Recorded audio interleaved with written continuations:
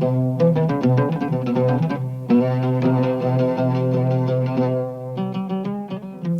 المستمع الكريم، طابت أوقاتك.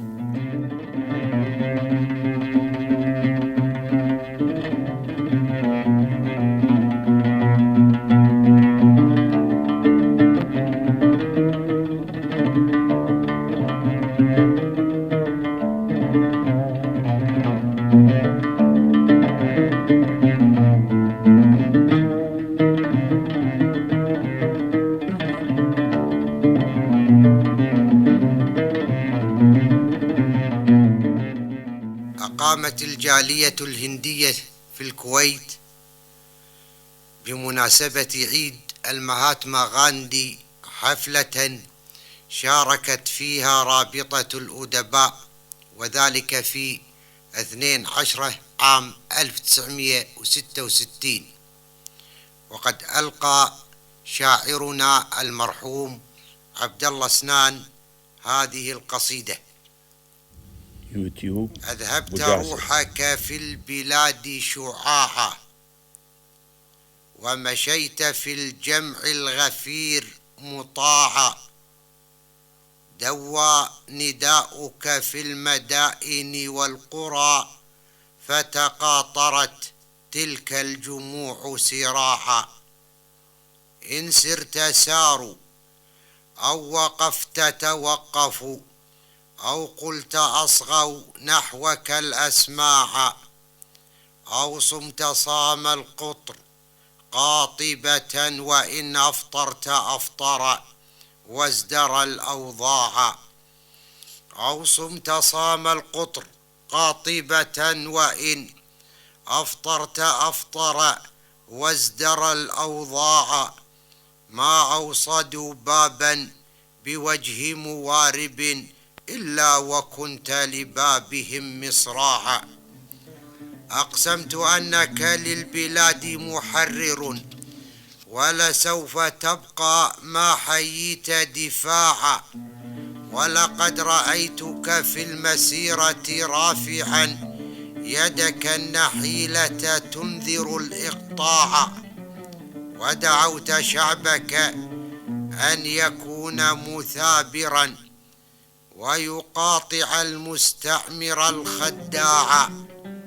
قل تصبروا متجلدين بها على شظف المعيشة واركلوا الأطماع. ولكم صرخت بأوجه المستعمرين أن اخرجوا لسنا لكم أتباعا. ووقفت للدخلاء وقفة حازم، حتى تركت عصيهم منصاعا. كانت بلادك درة في تاجهم، فنزعتها من هامه فتداعى. وأتت بعيد جلائهم من أرضكم مصر الحبيبة والعراق تباعا. شالت نعامتهم وقد حملوا على أكتافهم قارورة ومتاعا. والله لم تلد الحرائر يومها حرا كغاندي للجهاد شجاعا.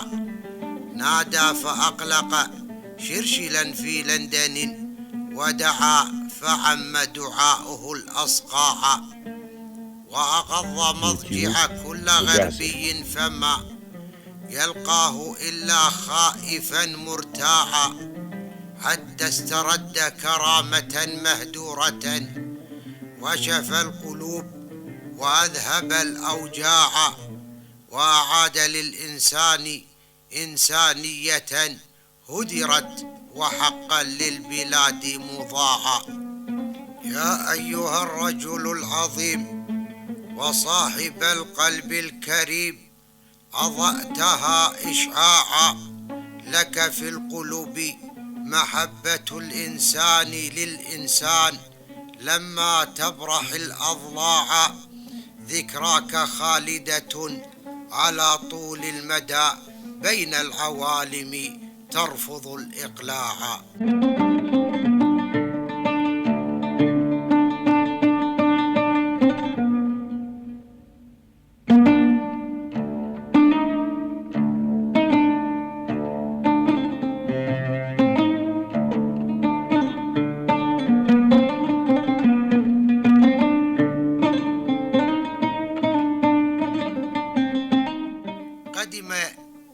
وفد على هشام بن عبد الملك، وفيهم رجل من قريش يقال له إسماعيل ابن أبي الجهم، وكان أكبرهم سنا وأفضلهم رأيا وحلما.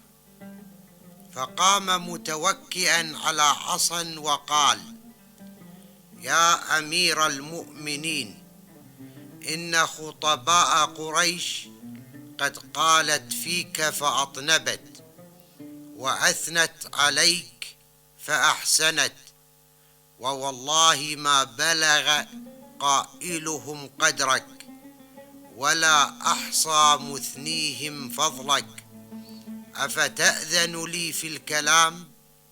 قال: تكلم. قال: أفأوجز أم أطنب؟ قال: بل أوجز. قال: تولاك الله أمير المؤمنين بالحسنى، وزينك بالتقى، وجمع لك خير الآخرة والأولى. إن لي حوائج أفأذكرها؟ قال: نعم. قال: كبرت سني، وضعفت قواي، واشتدت حاجتي، فإن رأى أمير المؤمنين أن يجبر كسري وينفي فقري. قال: يا ابن الجهم، ما يجبر كسرك وينفي فقرك؟ قال: 1000 دينار و1000 دينار و1000 دينار.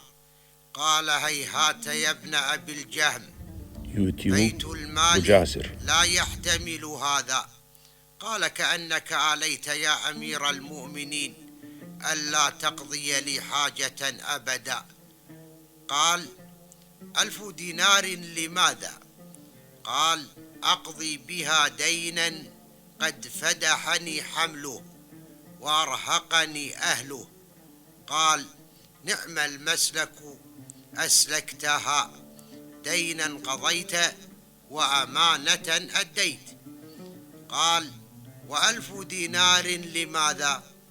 قال: أزوج بها من أدرك من ولدي، فأشد بهم عضدي، ويكثر بهم عددي. قال هشام: ولا بأس، أغضضت طرفا، وحصنت فرجا، وأمرت نسلا. 1000 دينار لماذا؟ قال: أشتري بها أرضا، فأعود بفضلها على ولدي، وبفضل فضلها على ذوي قراباتي. قال هشام بن عبد الملك: ولا بأس، أردت ذخرا، ورجوت أجرا، ووصلت رحما، قد أمرنا لك بها. فقال الشيخ: الله المحمود على ذلك، وجزاك الله يا أمير المؤمنين والرحم خيرا. فقال هشام بن عبد الملك: تالله ما رأيت رجلا ألطف في سؤال ولا أرفق في مقال من هذا، هكذا فليكن القرشي.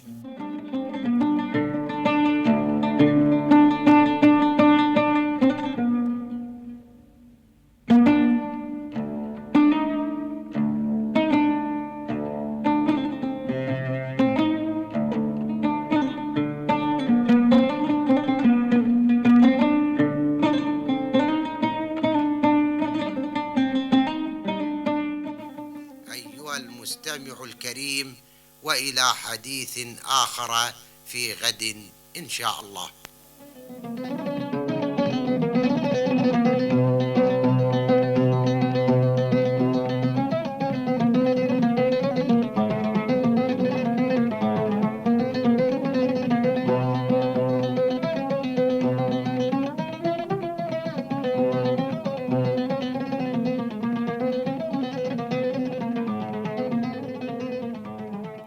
كنتم مع البرنامج اليومي قبسات أدبية، يكتبه ويقدمه خالد سعود الزيد.